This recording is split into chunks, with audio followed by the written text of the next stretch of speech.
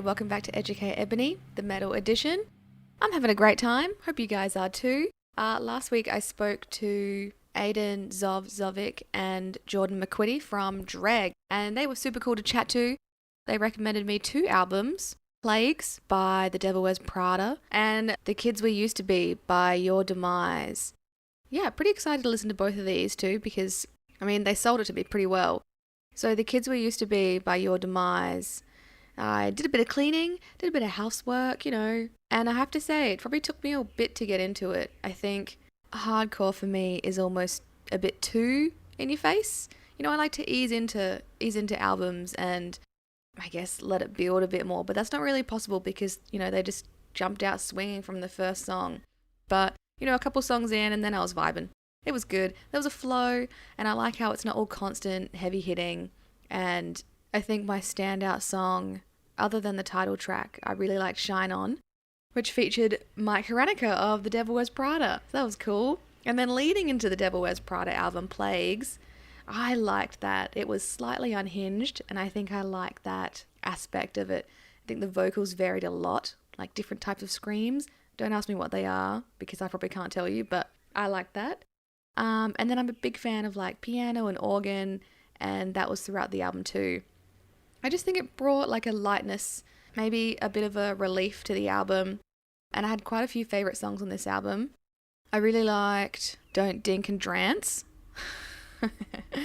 You Can't Spell Crap Without C. Nickels Is Money Too. And I do think the flies, or the sound of flies at the end of HTML Rules Dude, that was pretty gross. That was disgusting. Also, these song names are mad, and as a writer, it hurts me, but I appreciate the humour. Anyway, so big thanks to Zov and Jordan for coming on and educating me. And let's get to this week. Be great. And look, this is just your quick reminder if you haven't followed me on social media, Facebook, Instagram, Twitter, whatever you like. You can catch me at Educate Ebony. I post some cool stuff. You might like it. Anyway, let's get to it. For this episode of Educate Ebony, I would love to introduce Sam Dillon. He has his finger in a few musical pies, including being the vocalist for Low, Hadalmore, and most recent death metal project, Nesha. He's a fan of Pythons and is an illustrator as well. And I have to say, I saw you perform at Big Sound 2019, Low. And yeah, I will never forget, that was like insane. As soon as Janine emailed me, my boss Brownie was like, oh, remember that guy? I do, immediately. Yeah, it was a great show. So I'm excited to have you. Welcome. Yeah, awesome. Thanks for having me. So with the premise of this show, is it because are you trying to gather knowledge about things that you're not exposed to, or are these is just like, are you a newbie to things? Is that what it is? Not overly. I listen to metal, mostly metalcore, but I feel like I got into it a lot later than most. Like, last year of high school, first year of uni, wasn't exactly super late, but I'm the older sibling. I didn't have anyone to be like, hey, check out this album by so-and-so. And then with the rise of like LimeWire, it's always a couple of songs here and there, the singles, and never a full album. So this is really me just trying to fix that and hear what I should have been hearing my entire life. Oh, I don't think there's any rules of what you should be hearing or not. It's more that I think what touches you and what inspires you and what has a resonance with you with the music that you pick. Like, I don't listen to metal non-stop in my own life. I prefer to have a mixed palette of everything to get inspired by. Same with film or books. But that whole thing of your age group, because I'm a bit of the autumn leaf compared to you. At least that way now you've got such an easy access to all the plethora of music. Like when I was younger and it was my formative years, there was only so many albums that reached Australia, or if that, you'd have to wait 5 years for something to download on Napster, and then it might be a correct file. Yeah. But it was a bit of a gatekeeping thing of you hung out at the record store, you went to the gigs and you made friends that organic way, and then they'd make you mixtapes or they'd put you onto a magazine subscription and you'd be able to get something through that. But it's all what you love, and there's no rules to people saying, well, I don't think that's a relevant or valid band. You just like what you like. Yeah, that's true. I do feel like I missed out on like a lot of classic albums or classic bands. So it's like, before this podcast, I'd never listened to a full Metallica album. And some might say that's a crime. So I fixed that now. But, It's a blessing, though. I'm excited to hear what you're going to tell me to listen to. So the one metal album. How long did it take you to reach a conclusion on this one? Well, to be honest, I had to sort of censor myself because I've got 4 or 5 that really hit the mark for me in ways that have made a profound influence on my life, especially in the way that I go towards music and how I write albums. But I was actually thinking Marilyn Manson's Hollywood, but the myth has accidentally caught up with the man, so we can't be talking about that. Then there's other ones that are a bit too obscure for their own good, like Lord Mantis, Death Mask, or Skinny Puppies, Too Dark Park. These are all great albums of a lot of self-loathing and that, but I think that there's stuff that's made more of a direct impact on me. So today I'd like to talk about Gallows' 2009 album, Grey Britain. I have never heard of them. I'm going to write that down so I don't forget. You've never heard of Gallows? No, who are they? Surely you know the most famous ranger in the world besides Josh Homme is Frank Carter. Yes. Yeah, Frank Carter's was the singer of Gallows, and his brother was the guitarist that wrote the album with him. Oh, that's very interesting. Yeah. Because all you ever hear about is Frank Carter and the Rattlesnakes. Yeah, well, fair enough. He's definitely had a sea change of more positivity in his life and more of a party dog scenario. But that man has his origins in being very angry at his own country. So that's what we're going to talk about today. Oh, I'm excited. Okay, so you had the other few that you were gonna think about and gonna maybe bring to the podcast. But this album specifically, what about this album were you like, oh yeah, that's the one? I think it's important for people to listen to now because it's a modern classic. And it was their second album that they did. Now, before that, they had an album called Orchestra of Wolves. And it showed their age. It showed that they had the potential for really, really good songwriting, especially they're not technically a metal band, but they're not, in my eyes, technically a hardcore band either.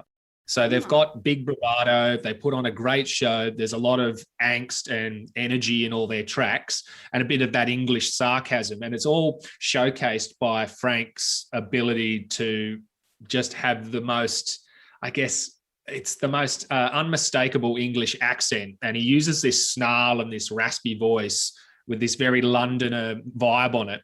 And you'll never mistake it for anything when you hear it. And it adds more of a genuine nature to it. And it's one of those, I think a lot of people in heavy music, they try and emulate 4 or 5 American or European voices, and they get lost in that flavor. And sometimes it loses the identity of the singer. So as long as you can pronounce your words, I think it's good to be able to have your character in the music as well. So it's great to be able to hear stuff from a band that you'll just never mistake the singer from somewhere else. Yeah. He wrote Orchestra of Wolves. It was quite a party album, but there was a guy called Lags who's still in the band, and he was the main songwriter for that. But with a lot of hype, and they were signed to Warner, they were looking forward to their next album, and everyone was waiting with bated breath. They were like the darlings of NME, and they were supposed to be the future of the UK scene. And as we can see, 15 years on or whatever, Frank Carter's kicking goals. Like he is like a stadium filling identity now.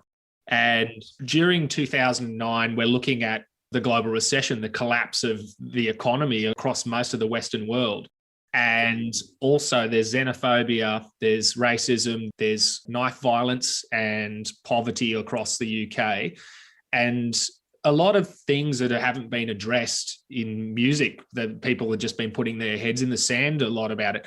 And he'd managed to kind of look into his crystal ball and see Brexit was on its way. Like there's a lot of things in this album that happened 10 years before they happen in real life. And it's quite eerie and poignant to hear those lyrics that are so angry and so disgusted in your own homeland be able to come true. And I think he has a lot of sorrow about the way that it's shaped out.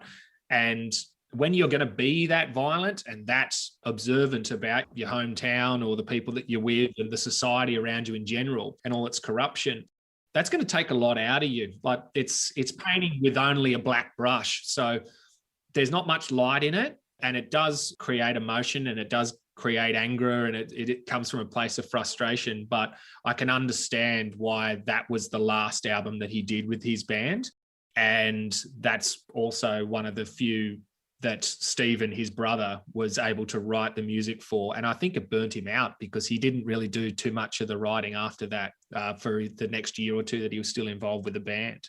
But it's a wonderful piece of art, and there's a lot of themes in it. I feel like I'm waffling on. Is there any is there any kind of clarity that you would like to ask about this stuff? Or I mean, in terms of it being such a dark album, I think that takes a lot of like introspection, as well as, I guess, looking at the world around you. And then it sort of leads to like, how long does it take to put something like this together? How long is a piece of string as well? But like, you know, to actually get it all right, but not get too mad about it and then, I don't know, mess it up or something. Like, it's just a lot of work, isn't it? This is huge.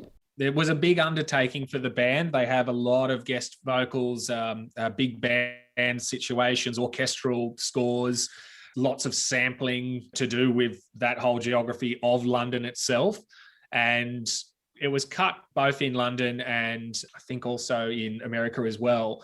And it took quite a while because there was a lot riding on it. And I have a feeling that Warner was not that particularly impressed with the idea of how violent this was going to be, considering that they kind of hoped, I guess, that they would be sort of a party version of Cancer Bats by that stage. So I think that they were regretting their investment on the band when this has happened. But I feel that it's way more genuine and will stand this test of time compared to a lot of the bands that were on that roster in the hardcore genre. Yeah, so when you hear the opening track, have you ever been to London?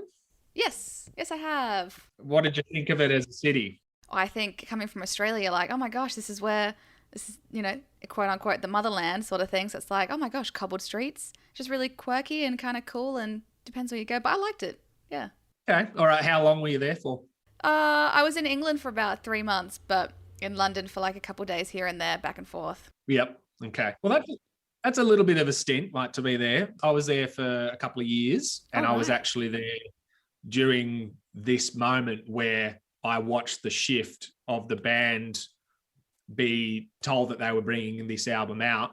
I was at the very first show that they did, the teaser gig at Rough Trade Records in East London, where you had to purchase the album, and then it was a ticketed thing where only, say, 100 people were allowed in the record store, and they rolled the vinyl to one side, opened it up, and he basically ran up the stairs and jumped a story into the crowd in the middle of like, imagine, say, like a Amoeba Records in New York, and it just becomes a hardcore gig for the next hour. And they played it track for track, the whole gig. It was wonderful.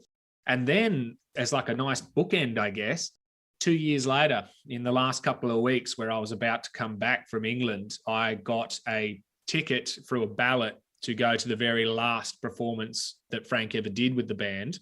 And it was track for track, the whole album again. And so you watch him tentatively releasing these songs that he's been excited about writing, and then 2 years later to see him be completely swallowed by his own creation and calling it a day. So he was like done with it? He was finished? Well, yeah. I would say that having to be that character and feel those songs and sell them, I guess, each night with that same vitriol, it probably took its toll. And it was just the end of that chapter. And then all of a sudden you see the rise of Pure Love and Frank Carter and the Rattlesnakes happen from this explosion. So it was a wonderful gig, and I will never forget that period of it, because it was a soundtrack to when I was living in a very, very tough, not a holiday vibe at all, London. So the poverty was rife, the violence is rife, the drinking, and the walking portfolios of people. So when you meet people around that time, you're not meeting the real person, you're meeting someone that's going to jump down your throat and tell you just how cool they are and why you should be friends with them. So it's not 20 questions about both people, it's 20 statements about one person. So I do have a lot of close friends that I've kept from London, and but I do get a bit of PTSD when I go back there and tour with my other bands, just because of how dank it was back then, especially with the way that the political environment was shaping up to be. Wow. This is really intense. I guess I never really thought of... Because you stalked my Instagram and you saw little cartoons and pictures of lizards and kookaburras, and you're like, he's a wholesome chat. You'll be all right. I know I did my stalking. I'm like, cool. London, horrible. Ugh. Nah. Oh, look, it's got its good points, but it's when it's stuff like, say, a recession and political upheaval and domestic violence. Yeah, it's kind of like being at a fun park when you're too short to get on any of the rides. It felt a bit like that. So you are pushed to your limits to be able to get through stuff, and music is a great escape for people, and it became a necessary part of my survival, really. So yeah, but that ability to be snide, sarcastic, and mean everything that you say with like very razor sharp observations of your environment, it's a great way of writing heavy music. Like, there's no need to talk about Dungeons and Dragons and the vacuums of space, when the true horrors, the true hells, are the ones that we are creating right now. And none's more truer than what I see in the themes of Great Britain. So you got to remember that, like you said, you went to London. A lot of tourists from Australia go to London because they're like, oh, that's the start of my Anglo-Saxon background or whatever. That's where Queen has happened. That's where all my favorite movies had shaped up from. This is where the Commonwealth of what we are, it all begun here. Yeah. And there was the golden era of that kind of stuff, and leading up into, say, Churchill and Thatcher and that. They're all fighting for this ideal of England, I feel, doesn't actually exist. It's the same as like America, and it's all the home of the bold and the free, and no one's actually free. You're all just living to your own myth. And I feel even one of the little tiny hopeful moments that we see in this Great Britain album, I don't know if he even believes that he's good enough for the golden age, for the ability to come out of the end of the fire, because there's a lot of shame, there's a lot of anger and remorse going on with a lot of the themes. So burials and graveyards seem to be a constant theme in the whole album, in the lyrics, but also your more biblical references, say the Four Horsemen of the Apocalypse, and the Grim Reaper is featured in different kind of guises, and more totem animals that come from European folklore. So your rats, your leeches, your vultures, and your pigs, they're all symbolizing the police state. They're symbolizing the Nationalist Party. So it's all really grim, but done in a sing-song, hardcore meets metal anthem way. And I love that ability to educate people in violent terms, but have them, in the pit stomping along. So it still was a fantastic show to watch, and an album that you could say it's full of bangers, even if the subject matter is completely disgusting for a lot of it. Like, there's lyrics about getting your own back at pedophiles and corrupt priests and children from your council flats that have stabbed your mate. So yeah, it's full on. It obviously covers a lot of individual topics as well, under like a big umbrella of like England, Britain.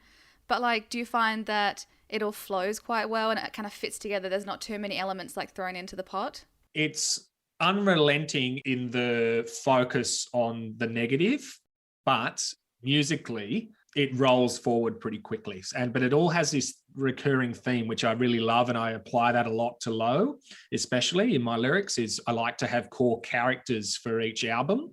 And it really drives home the message and the theme of what you wanted to do.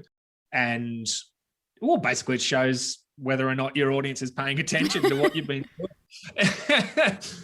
The opening track, it's the sounds of the lapping of the water of the Thames hitting against the dock. And you've been to London, you've seen the River Thames.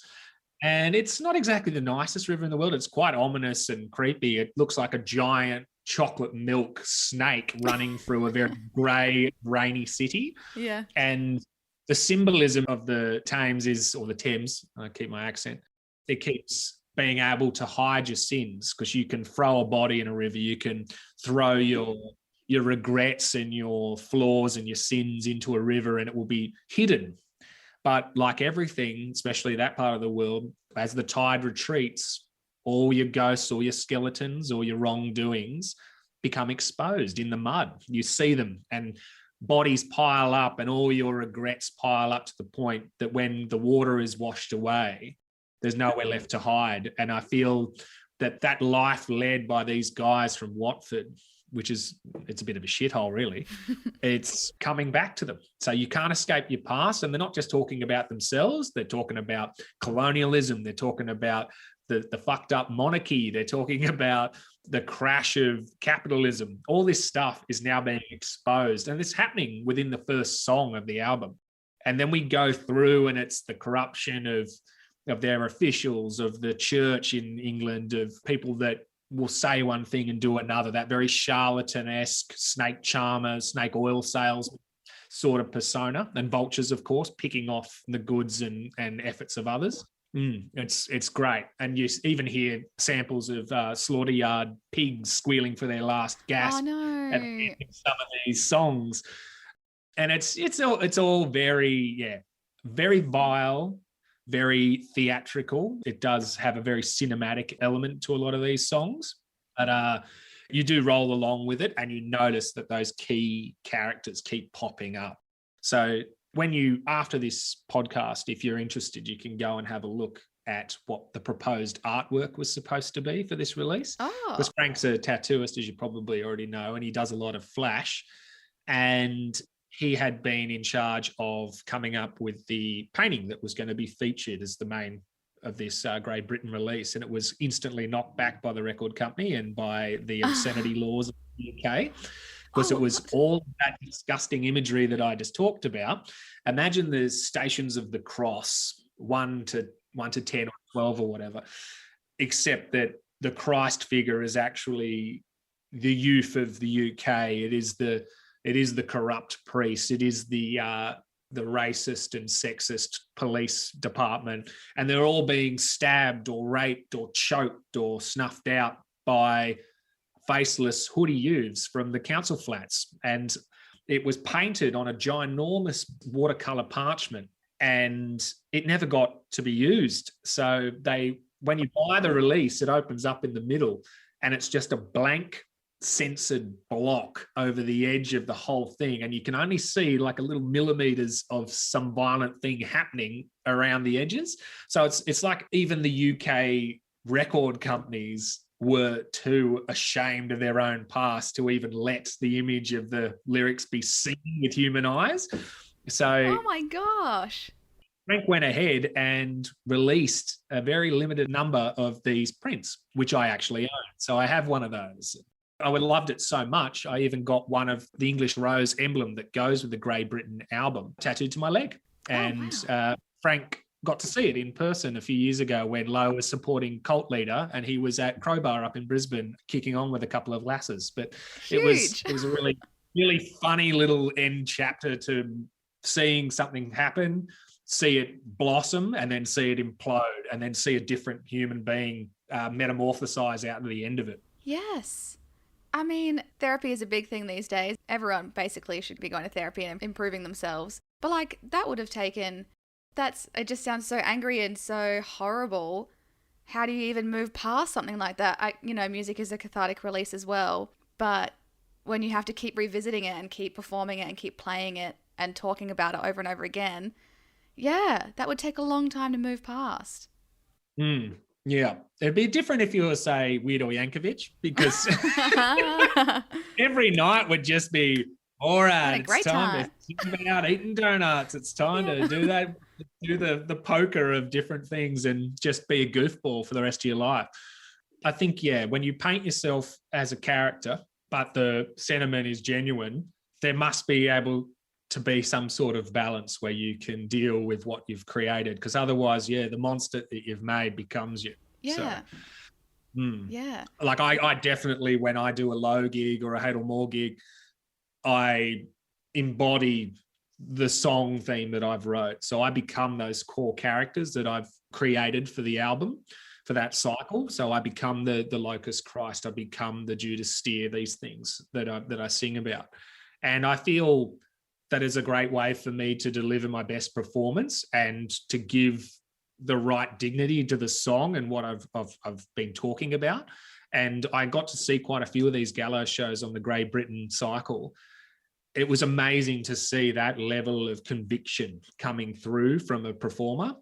And it's always stuck really firm with me. I felt the whole band really believed in what they were doing for this subject matter. Yeah. So did they influence what you do now, or you were in that zone before you saw Gallo or you heard this album, Great Britain?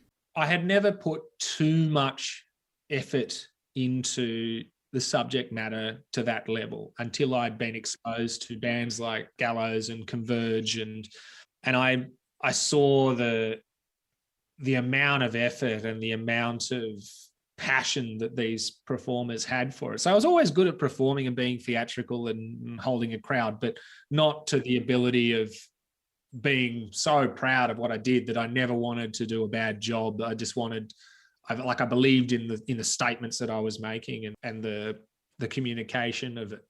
So it definitely does influence me now. Not sonically, like I'm not in a hardcore band. I don't sound punk at all, but that ability to showcase that sort of social tapestry, that painting of something so grim, but turn it into an anthem and hopefully reach people, I feel that's super important. And that's one of the main things why I keep getting excited about hearing bands like Gallows. And I really hope another album comes out like that from someone else that can embody the mess that we're going through at the moment. Not just like, fuck them, fuck you, fuck this. No, actually have some description of what it's like to be in that situation, to go through that mire and muck and come out the other side. Well, how do you think Australia would handle if it was an Australian band who went and did something like that? Our record labels, our society, do you reckon they would handle it the same way that England did, like censoring, you know? Quite possibly. Not to toot about it, but that's pretty much what I'm hoping to achieve with the new Low album when it comes out next year. I've been writing in my little hibernation bunker for the last year and whatever because of all this isolation stuff, and we're following bushfires, we're following racism, we're following just a complete incompetence, like weaponized incompetence of our government leaders. It's really gross. And it's everything I'm doing now is building from just being completely overwhelmed and frustrated with what's going on.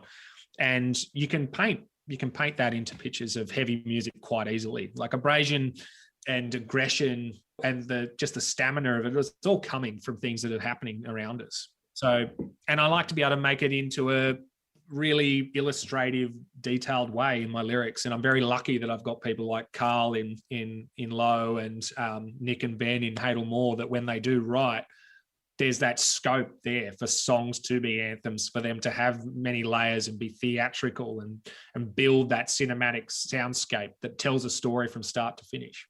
So I really hope that we are able to release our stuff and have it taken on board with that sort of stuff at mind from the audiences.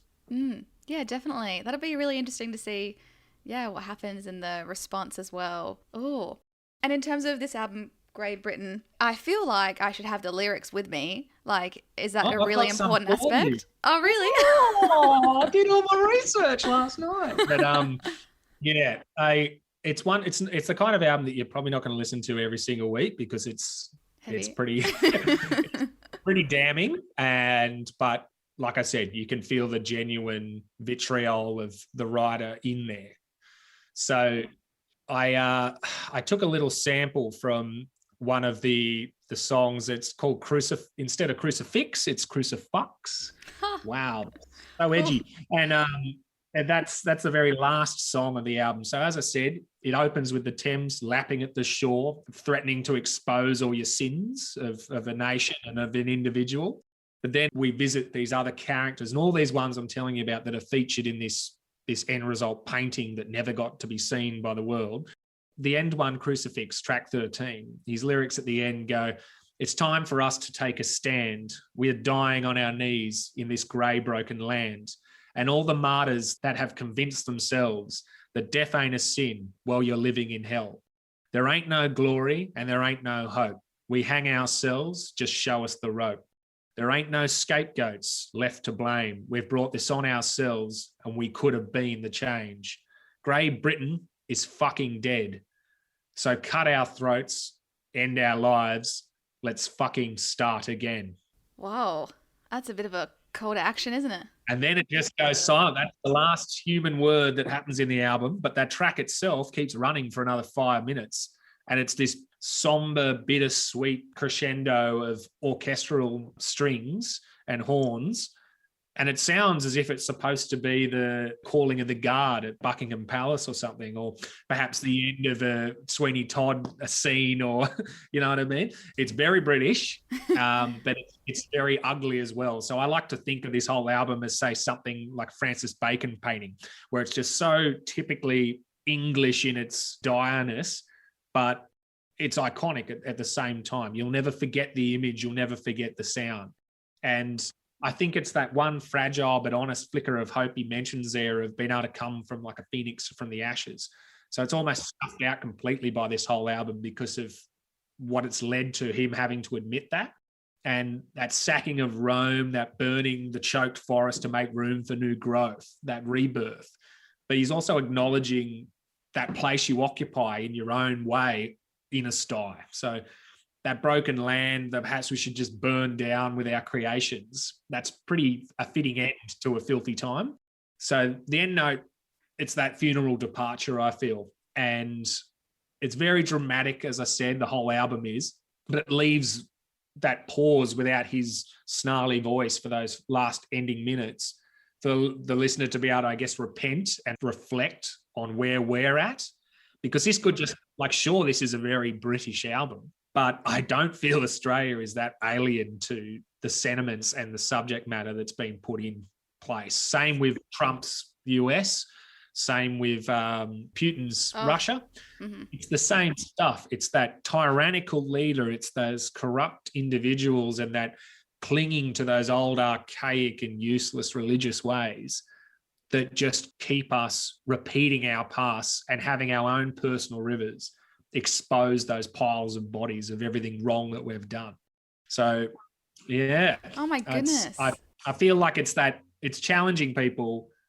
Are we going to be better, or is this the cycle that we're doomed or cursed to be able to do each time? Yeah. Wow. Well, how do I go about listening to this one? What are my listening notes? How do I get in the zone to digest all of this? I feel, well, you've seen the river, you've been to the city, you've seen grey skies. It's like Diet Coke London is Melbourne in the winter, but full-flavoured London is a grim place indeed. And imagine the architecture around you, imagine sentiment of an impoverished society, imagine frustrated individuals. Hell, just imagine a regular creative in lockdown in Australia. It's probably the same damn vibe. Yeah. And then take that and hear a man's cries and yelps about a society that he wants to change. I feel ready. I feel nervous, but I'm excited to hear all of this. It's pretty easy to stomach because of the songwriting. His brother did a fantastic job with these real buzzsaw, punky, ridiculously hooky guitar riffs, and it rollicks along with the gang vocals and the big band vibe, because the guy that even was the producer on this, his father was the guy that was responsible for all the biggest hits from Alice Cooper. And yeah, his son, the one that's looked after Great Britain, did Rage Against Machine's best albums. He's done a Biffy Clyro. So he's used to keeping people's ears in check when they're hearing violent notions about politics. Yeah. Oh, I'm excited. Oh my gosh. Oh, all right. There we have it. The one metal album that Sam Dillon thinks that you and I should listen to is Great Britain by Gallows. Sam, thank you so much for your wisdom. I can't wait to listen to it from your point of view. Awesome. Thanks so much for your time. I hope it has educated you, Ebony. Yeah, thank you. I'm going to have to watch a Rick and Morty episode or something now, because when I do music, I definitely am putting the effort in and I want my depiction of things to come through and be concise, but I'm not a gloomy person. pick me up. Yeah, I'm gonna have to watch like Wild Japan on BBC and look at some little, red pandas or something like that. I need to see something good about wholesome the world after this 25 minutes of going, yeah.